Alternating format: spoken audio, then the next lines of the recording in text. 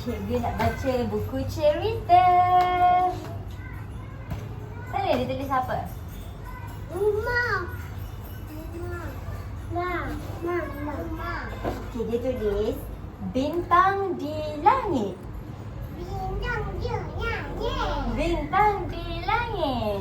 Bintang berlangit. Pada suatu malam, Ada satu bayar. langit sangat gelap. Dayap. Langit gelap. Itu.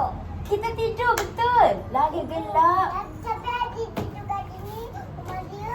Adik wadunya. Ha? Ibu tidur. Ibu tidur, ibu tidur. Lagi? Papa tidur. Abang tidur. Atuk tidur. Atuk tidur, nenek tidur. Lagi siapa tidur? Khalid tidur tak?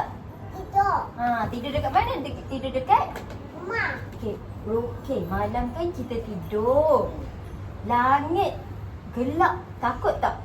Kul. Takut. Ada apa kalau gelap? Ada langit. Ada hantu. Mana ada hantu? Tak ada Ada. hantu, kawan-kawan. Mana ada hantu? Hantulah. Mana ada hantu? Okey, pada satu malam, langit sangat gelap. Dia lama.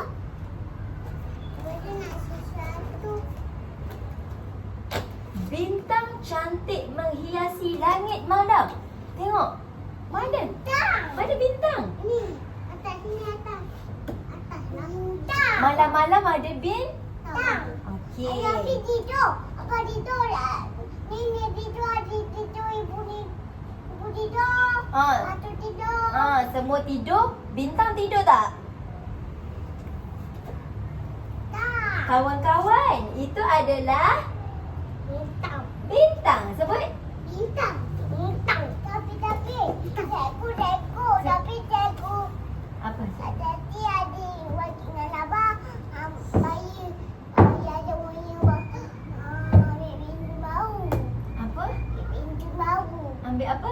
Ambil pintu bau. Badminton. Badminton baru. Main badminton malam-malam ke Khalid? Oh, Khalid main dengan Daddy? Ha? Main dengan siapa? Abah?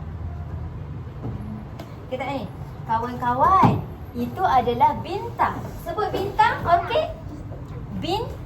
Tang. Okey, sini. Bintang. Bintang. Tak muat kaki. Ambil sana sikit. Tak muat Masya kaki. Ambil sana sikit. Okey, Khalid ni apa? Bintang. Bintang. Okey, kawan. Okey, apa nama yang tadi tu? Apa nama dia tadi? Kita belajar. Bintang malam air. Bintang. Apa nama dia? Bintang. Apa nama ni? Bintang. Okey, pandai. Okey, kawan-kawan. Hari ni kita nak buat aktiviti. Kita nak buat bintang. Okay,